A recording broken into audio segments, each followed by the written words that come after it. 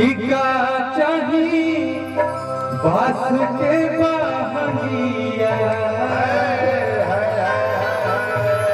अच्छा, किसके किसके घर में छठ हुआ था एक बार दोनों हाथ ऊपर उठाएंगे एकदम दिल से, कोई झूठ नहीं बोलेगा।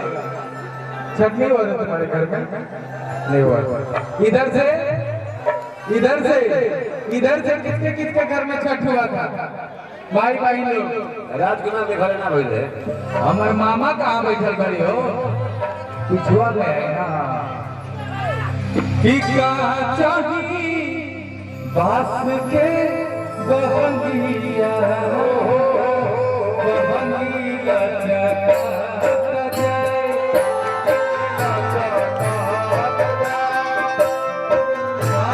चाही बास के बहंगिया, बहंगिया चकात जाए।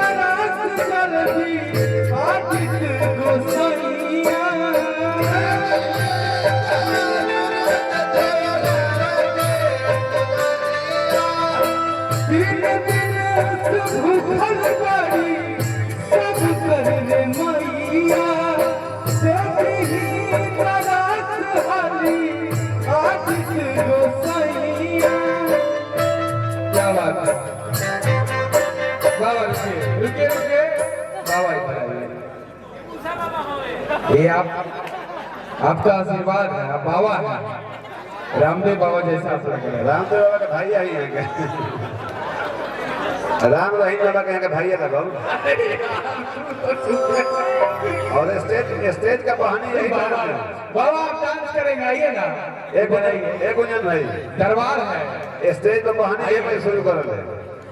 आइए अरे ये 10 रुपए में मेरे लिए 1 करोड़ है। पैसा क्या करेंगे, आप सबका आशीर्वाद चाहिए।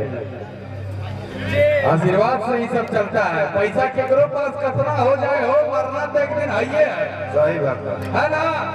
इसलिए पैसा नहीं, नाम चलता है, नाम से ही दुनिया चलता है। कि 3 दिन से भूखल बानी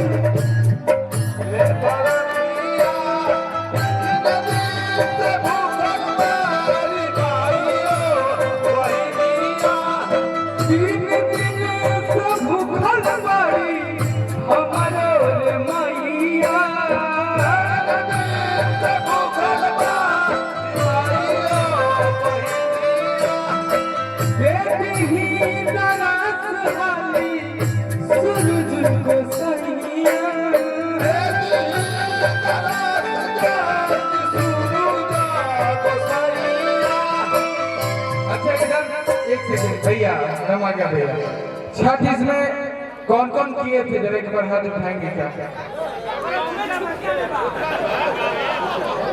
ये कैसे हो गया? उसको बोलिए, पहले बोलते हम उसको आगे बढ़ाते हैं।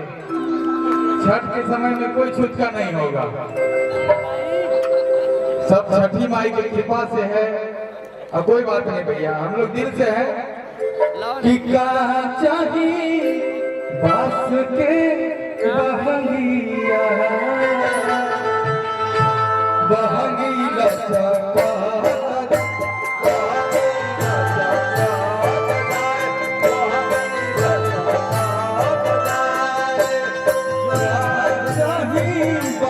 के